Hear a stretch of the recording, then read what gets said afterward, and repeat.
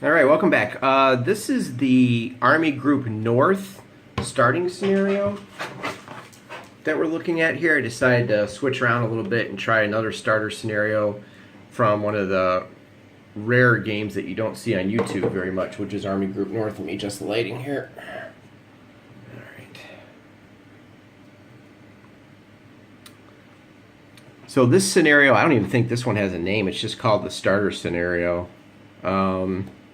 Or learning scenario. Basically, the Germans are coming in from down here. Turn the camera a little bit. And they get a victory point for control of each of the star hexes. And this is the 8th Panzer. Looks like they're getting ready to take that over. And it doesn't say that anything about them already being controlled.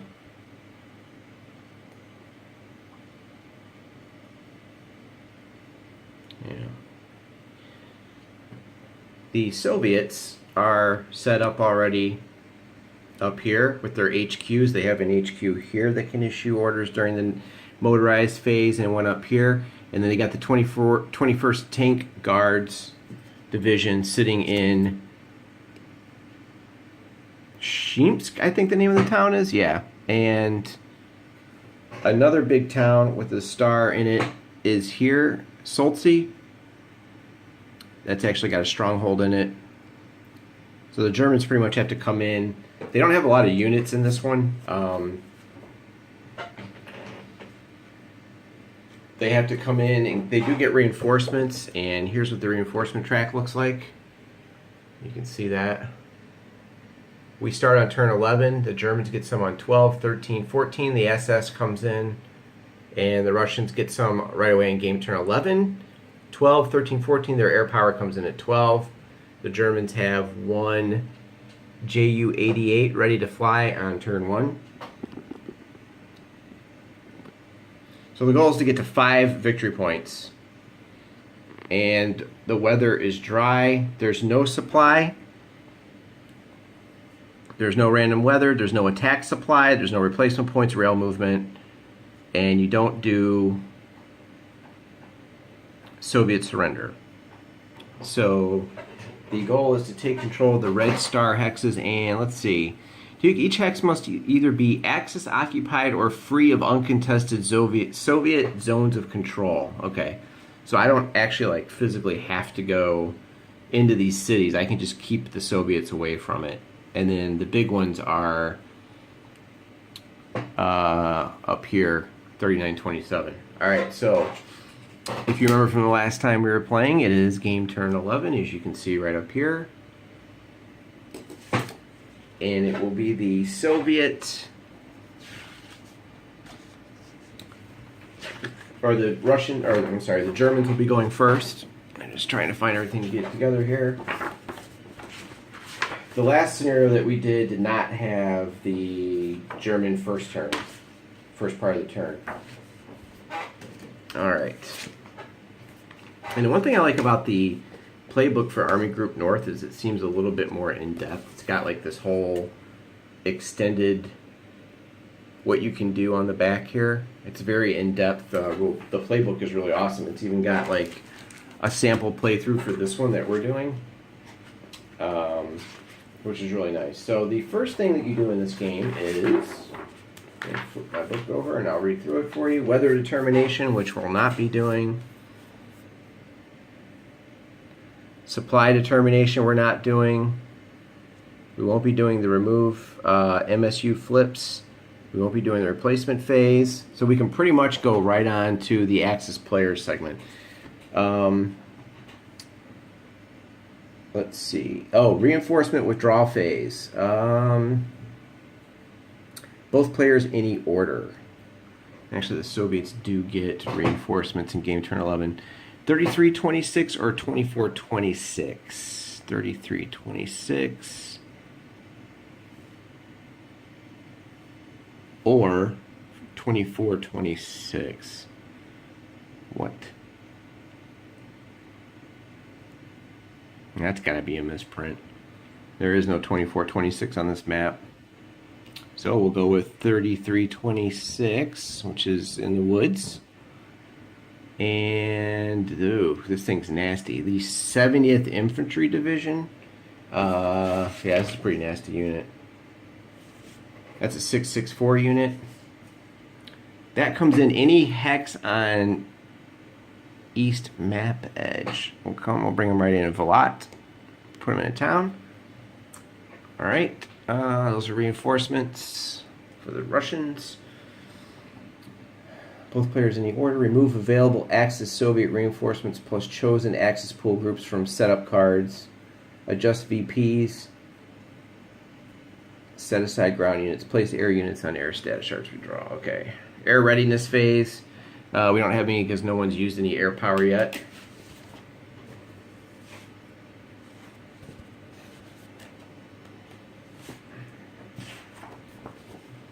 Alright. The 8th Panzer is obviously going to be the vanguard unit for this. This whole stack right here is pretty strong.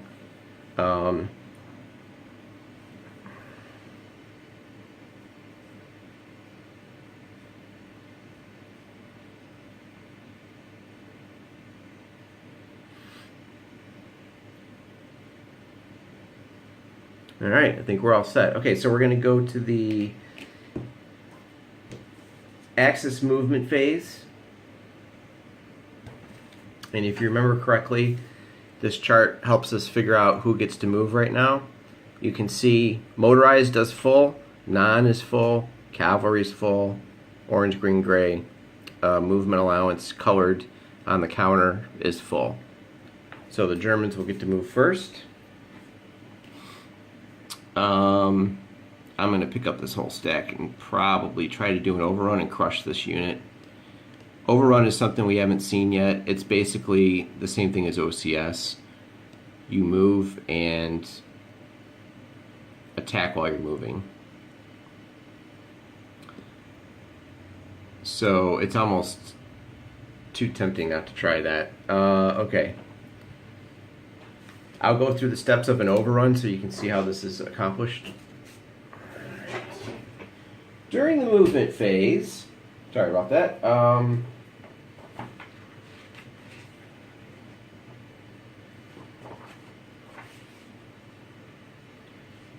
overrun is covered in 11.4 of your rulebook, so I'm going to flip to that page and let's go over it. Here we go. Okay. It's a big section on here. Only motorized units are eligible to conduct overruns, and only one unit or stack of units can conduct a single overrun. Units in an overrunning stack must begin their movement stacked together and remain stacked during the movement. Okay, only motorized. Let me just make sure. Let's see what we got in here. Motorized. I'm looking at the red box around the movement. That's how you know it's motorized. Okay, so this whole thing is, I don't know about those engineers. I'll probably leave them behind. Alright. We're going to move them up. I'm going to leave these guys there for now. I think everyone here's got 7. Oh, there's a 9. This is a nasty stack right here. Okay, so it would be a road is 1/2 movement point in dry weather. This whole scenario is dry. So it would be 1.5 because you pay 1 to go into an enemy zone of control in this game. So they'll move here.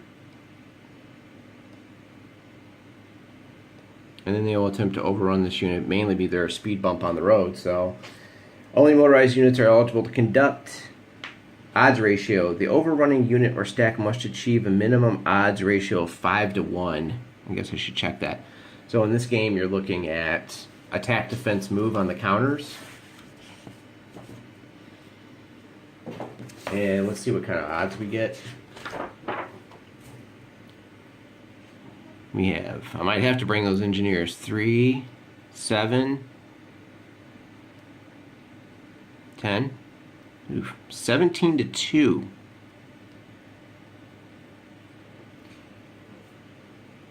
I think we've got that. That's definitely 5 to 1. All right, so we meet the odds calculations. Okay, odds must be 5 to 1 if the motorized unit or the entire motorized stack is German, or 7 to 1 for all other non-German stacks. All Soviet overruns must be 7 to 1. So if you had Romanian, Hungarian, they'd have to do 7. So the Germans, if everyone's motorized, only have to do 5 to 1. Overruns are not allowed during mud or snow. Overruns cannot be conducted through major river hexsides or sea lake hexsides or into mountain hexes. All right. Artillery units cannot conduct overruns or be part of an overrunning stack, although German motorized anti-aircraft units are allowed. Artillery cannot provide offensive or defensive fire support. There's no air support allowed. Cannot perform them when using 1 hex movement. In this game, you can always move at least 1 hex. All right, so the artillery will have to stay out. These guys cannot help any. They're going to stay back there. All right, we have here armor, motorized infantry,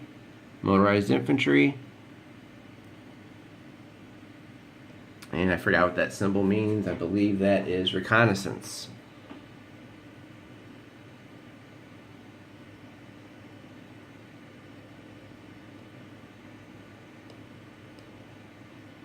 All right. Move the overrunning stack adjacent to the overrun target hex here.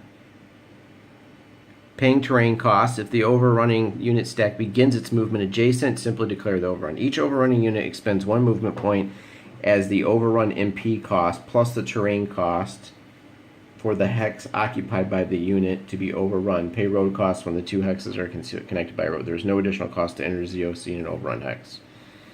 All right.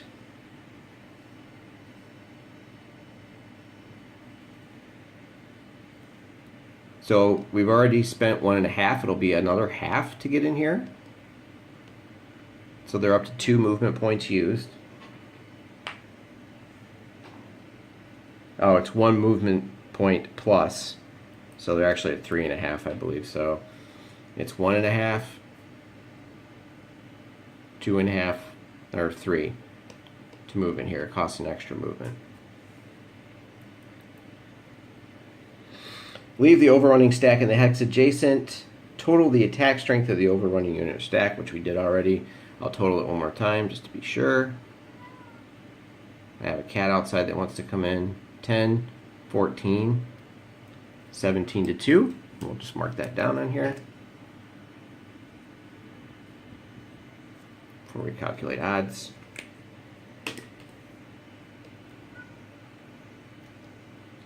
I had to move my game room to a place where I had a door because Mr. Kitty Cat would not cooperate. All right, so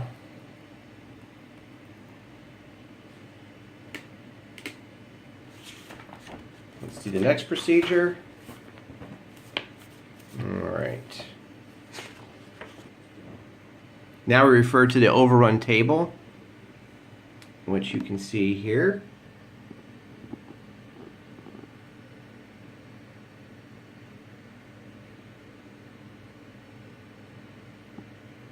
It shows you, oops.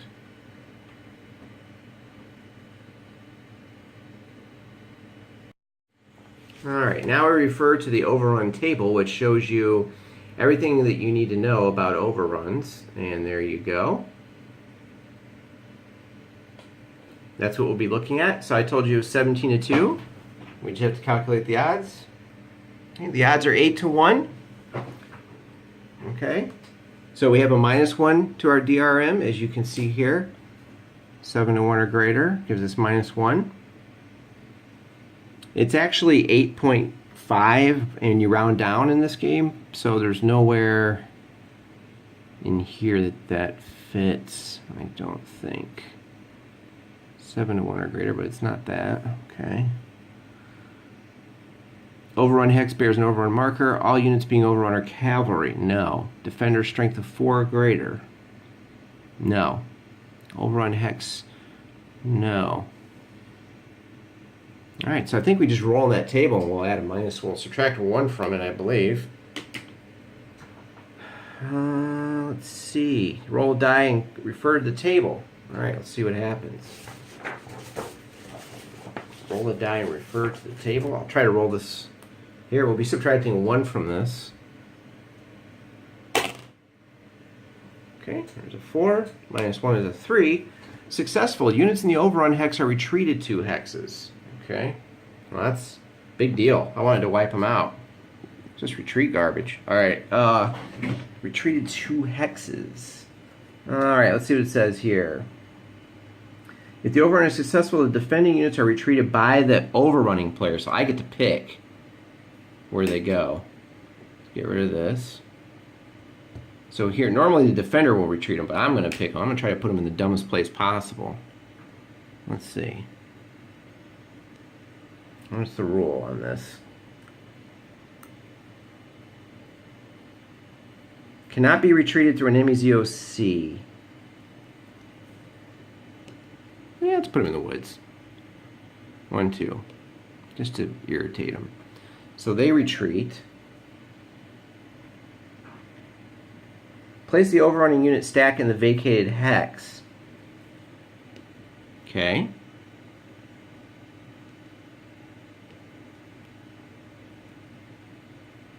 They've all spent 3 movements so far, as we calculated earlier.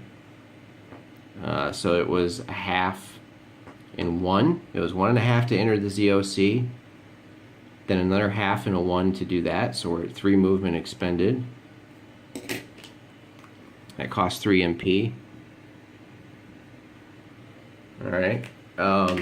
So all I did was pretty much force them out of the way. I thought maybe I would wipe them out. If that hex is in the ZOC of an enemy unit, the overrunning stack's movement is finished. It is not. If the hex is not an enemy ZOC, the overrunning stack can continue moving. Okay. So I get to keep moving. Mark units that are retreated from the overrun target hex with an overrun marker. Alright. I don't actually have those markers out. Bear with me. This is the first time I've actually done an overrun in this game. So let's get an overrun marker out. I have no idea what they look like. There's one. Okay. Overrun units.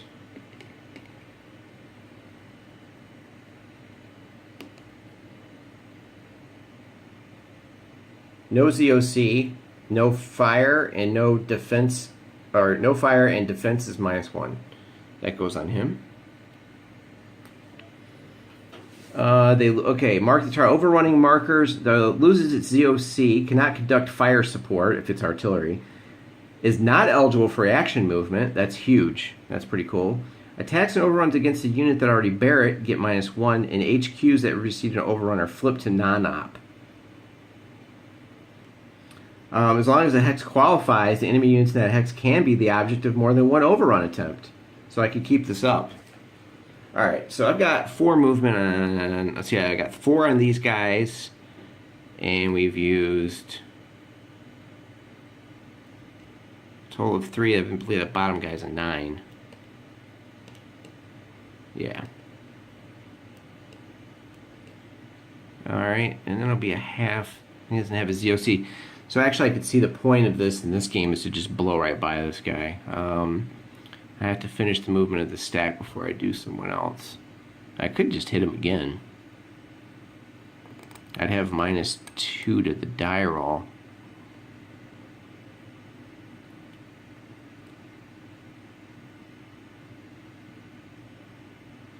I'd have to get 2 or less to force him to lose a step. So I need a really low roll on this.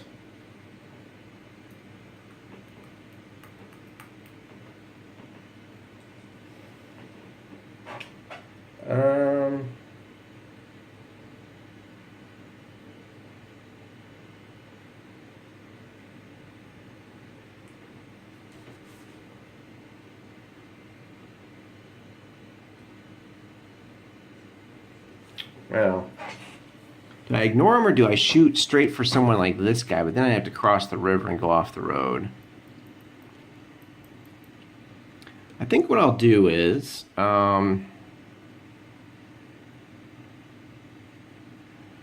that river's +1 movement. It's not a major river. A half one.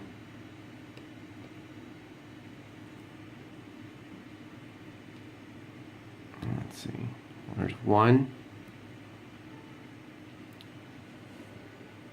It's down to 3 movement, and then 1.5 here because of the ZOC. It might just lay into that city on the first turn. Yeah, let's move everyone up.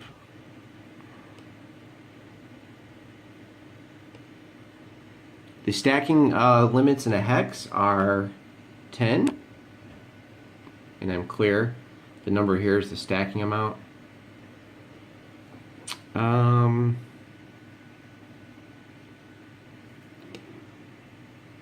It's looking mighty weak right there. It does have a stronghold. And then I think what I'll do is, at the end of my movement, we'll declare an attack on this hex. Try to take that town. We'll just shove them straight through and go for it. I think we'll just do that. The Axis player declares all attacks after all movement is completed in the Axis movement phase. So I have to declare my attacks now. I cannot declare them the next time.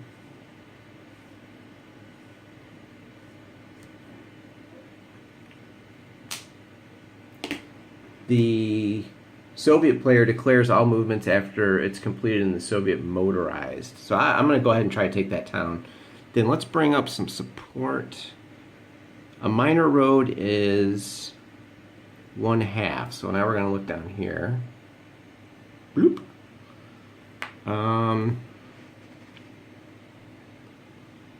I could dump this guy in there and try to take that. I don't know.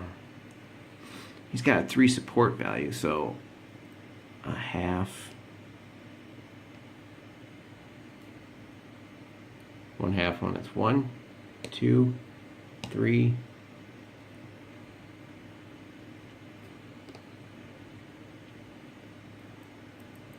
And then he could support. I don't have to worry about this guy. There's no zone of control on that.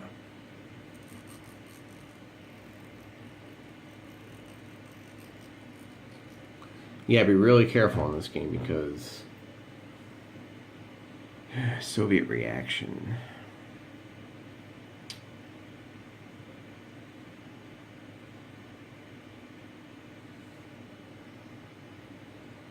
Well, that's still a viable unit.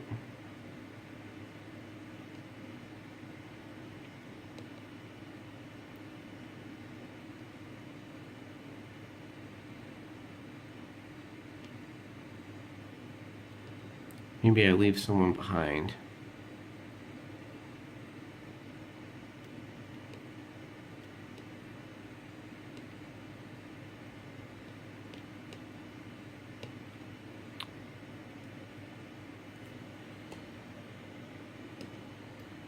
Engineers. About there. I'm going to keep this river here. Attacking across a river is +1 DRM. So at least that kind of protects that flank. I think I might be done. I mean, I could try to attack this guy, but he's got a 2 defense. I think what I might do is... let's have some fun. Let's pretend I left this guy here. And for the heck of it, let's go ahead and try to take this guy out. We can attack from multiple exits. He's only going to lend his support, though, to the big town attack here. We'll see how that works. So that's how an overrun works. And That's kind of how I want to do my movement. Overruns are nice if you want to blow by someone. So I think we're going to go with that. I've declared my attacks. You have to have at least a 1 to 4 attack value, which I do have.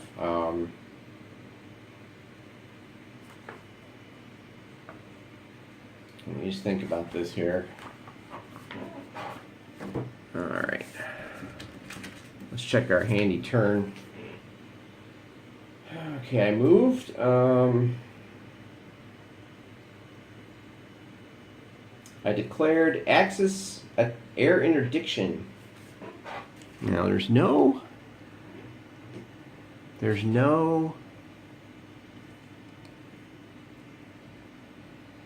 Yeah, do I want to use this JU-88 for? Where does the plane want to go? I can land here, or I could try to interdict the Soviet HQ. When you interdict, it keeps them from using their orders during the Soviet phase to move units that can't move during that turn. It makes them very mobile, these HQs. I'm thinking about maybe bombing the HQ in case that way he doesn't try any sneaky crap. So maybe we declare interdiction here. The values that you see on the bomber, I've actually forgotten the values, which order they go in. Air combat rating, if it's going to fight and do air support. Close air support, it will give a -1 DRM or +1, and then it does 1 interdiction. So I've never done interdiction. Let's try dropping some bombs on that HQ. I'll put them right in the hex. So I'll have to resolve that. And let me check on how to do that. I'll cover that, and then I'll put this video up, and I'll let everyone know what happens to the combat on the blog, and we'll keep on going here. A little bit bold, I would say, for the Germans, but who knows. Alright, so let me look up interdiction and see if we have to do that right now. Okay, there's no air combat because he gets in unopposed. There is anti-aircraft fire from the HQ.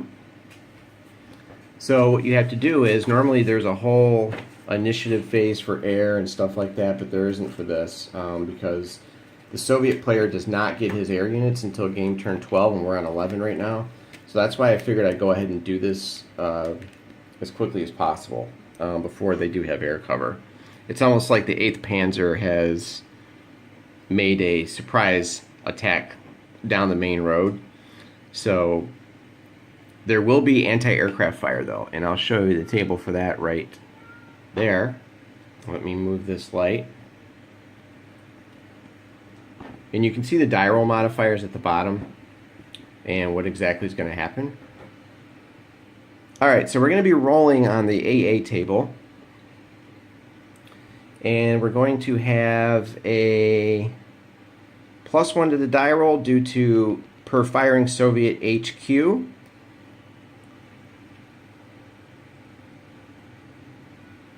Alright. Yep, I picked the wrong target, didn't I? Shoot. I just realized I picked not an HQ unit, but an artillery unit. Alright, folks. There you go. I made a huge mistake. Hold on 1 second. I could have sworn they had two. They've got one in 3830. Oops. Oh, they only have one HQ. Okay. He's supposed to be up here. Alright, sorry about that. I saw the green and kind of freaked out. This is the Soviet HQ right up here. I was actually trying to dive bomb an artillery unit. Alright, no AA fire is allowed if the mission hex and all 6 hexes contain only cavalry, no enemy units. Well, that's certainly not true. The 21st Tank Guard's in this hex. Only Soviet non-AA or non-HQ units of less than division size. No. Anti-aircraft fire comes from the mission hex and things all around it, but you only roll once. but you have to take into account the special units that might be in there. I don't think he has any AA. He's got armor and infantry.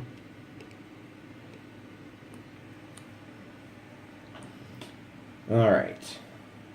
All Soviet divisions, HQs, AA, and naval units are allowed. Yeah, so he could have fired anyway. And then HQ. All right.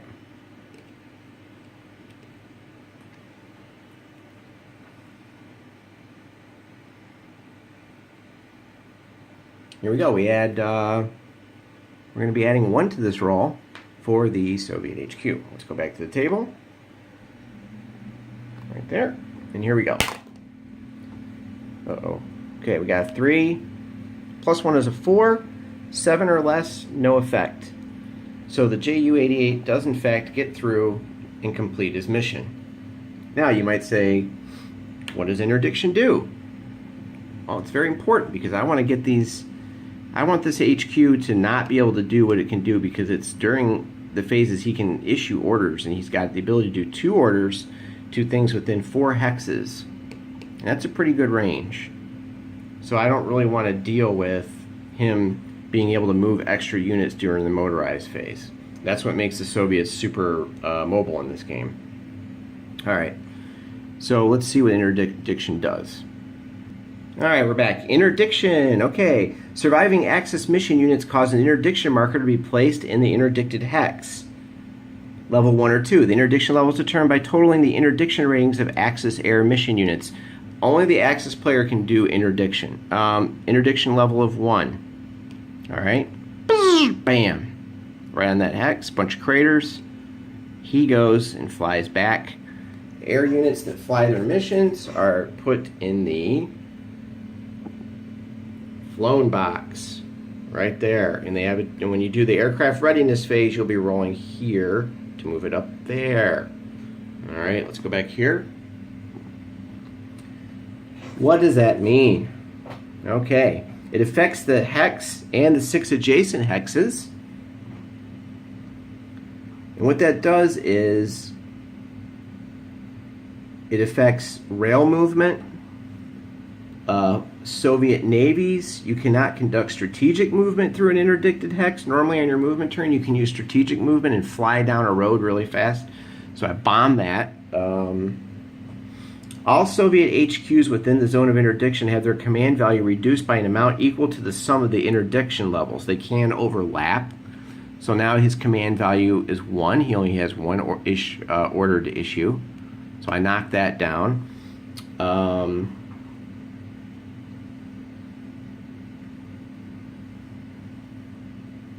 Each decrease in command value can reduce or eliminate the following capabilities: activation of non-motorized units, dispatch of Soviet guards, issue retreat orders, allowing multiple artillery units stacked to contribute their support.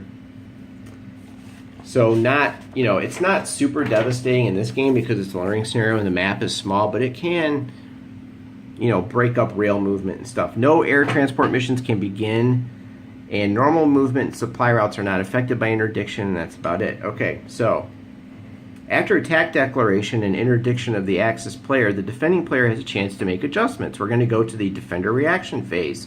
Both players undertake the following actions in their respective defender reaction phase. All right, so we're going on to a new phase now. The Axis units have conducted, the 8th Panzer conducted an overrun, and the Ju-88 dropped some bombs on the road and busted up the Soviet HQ, causing command and control problems. And that's very key in this game. You want to slow the Russians down by bombing those HQs, and that's also why you want to keep your HQs protected. If you're the Soviet player, you want to try to base some... You want to try to keep your planes and watch and see what the Axis player does. But the Russians right now have no air cover. It looks like they were taking a nap and got caught off guard. They do have some coming here in game turn 12. They have 2 air units available. And in game turn 12, the Germans get a BF-109, a BF-110, and more units coming in, including the rest of the 8th Panzer Division. Alright, let's go back here. I've had a little bit of a counter crisis. Thanks to my tripod. Alright, so we do have some declared attacks. Okay, reaction phase. The Soviet reaction phase, they can execute motorized reaction movement and designate artillery support and issue retreat orders. Okay. During the reaction phase, if you check your handy chart that comes with the game, is this on the board? It is. Okay, I can actually show you this on the board. Let me just swing this. Reaction movement phase, Soviets are in yellow. HQs cannot move. Motorized may move a half. No, no, no, no, no, no, no. Alright, so Soviet motorized can move a half. Alright, well, that brings the tanks in. Alright, so the Soviet player is thinking, oh boy.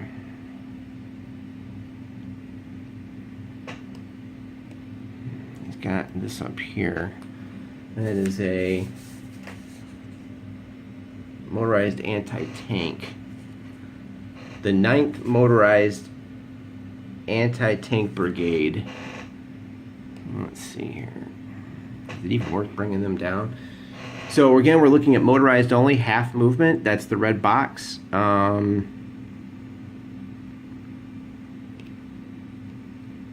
Yeah.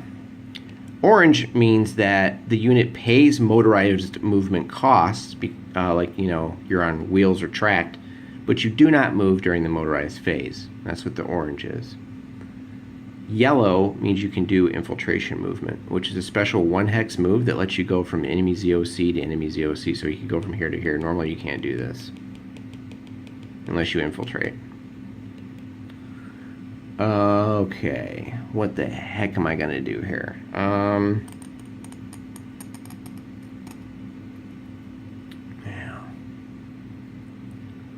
How much is Woods? He's motorized, that's 2. He cannot make that hex. He's at half movement. I would give him, well, he is on a road though. Half. 1, 2.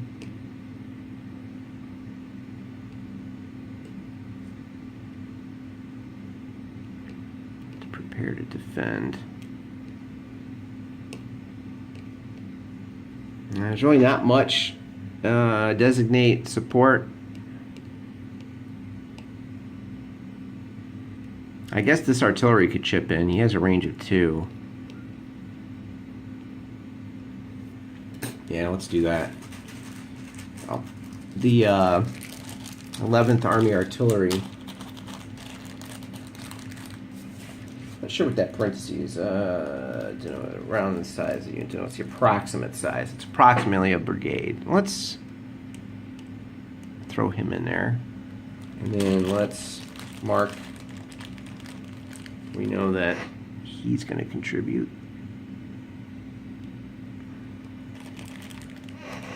Okay. Now, Soviet reaction phase. There wasn't too much they could do in this scenario.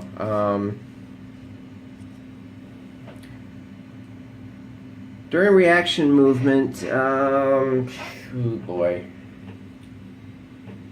You'd be able to move right within 3 hexes of a declared combat. I almost forgot about that. Yeah, he definitely was. So during the reaction phase, you can only use things that are within 3 hexes of a declared combat. They do not have to move toward the combat, but in order to activate, they have to be within 3 hexes, and he was.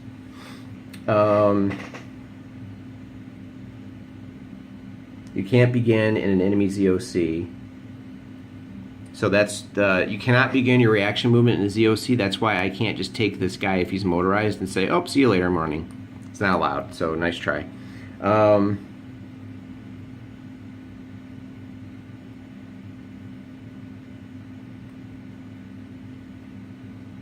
I'm not sure I could have done that. I think I'm restricted.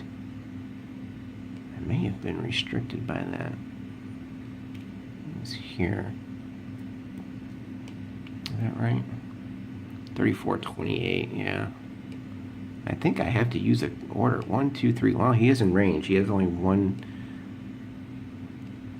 Let's see here. Let me figure this out. Hold on.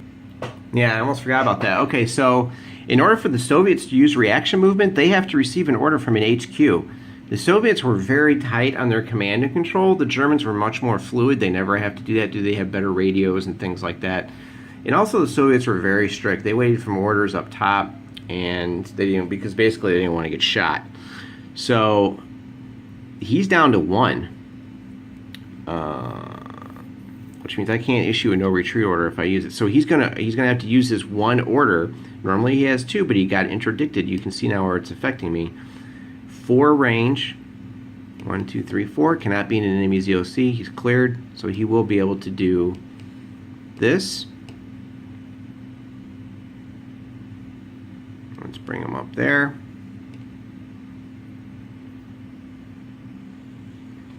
All right.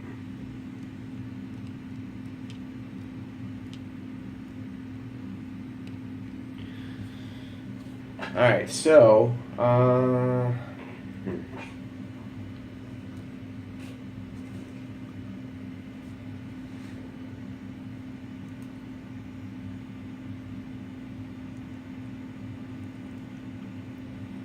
right, I think that's about all I can do. I can't issue any retreat orders.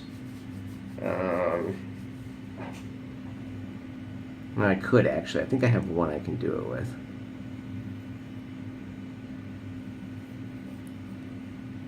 Be within range of an operational Soviet HQ. This HQ must have an available non-interdicted command point to issue the order and not be within. Okay. I'm going to do commit artillery. Each artillery committed adds its support to the strength of the declared hex. Now there is a chart. Let me just make sure I committed that artillery properly. There is a chart here. You kind of have to look this up because the Russians have some special rules. Let me just double check here to make sure we're doing this right. Yep, we did that fine. The Soviets can only commit 1 artillery, but if you're stacked with an HQ or in the hex, they can do up to 4, assuming the HQ is operational. So the Soviets are super limited, but that's fine. So he's going to fire from the trees. He's going to harass the enemy with artillery fire. He's got a range of 2 hexes, which is the little red box right there. All right, I think we're all set now. Do I want to issue retreat orders? Retreat orders give you +1 DRM. And again, the lower you roll when you attack in this game, the better. But it could lead to your unit getting really tore up. And it'd have to be...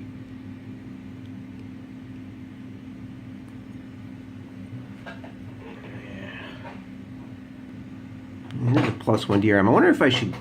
The Soviets would be crazy enough. They probably would want to issue a no retreat order to this poor bastard. Let's do that. Let me reach into my bag here. Now normally, you place orders and the other player doesn't see what you're placing. But since, of course, I'm soloing this, I kind of know what I'm going to put on there. So normally orders look like this. I'm sure we've covered this before. So you see this, then you flip it over. And then what you're going to see on the other side is a no retreat.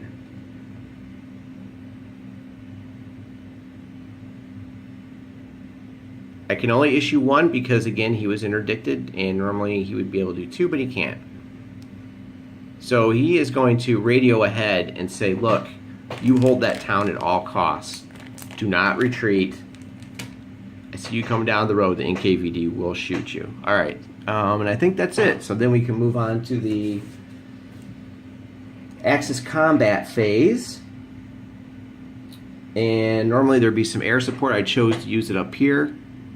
And combat would be next. I'm going to upload this video.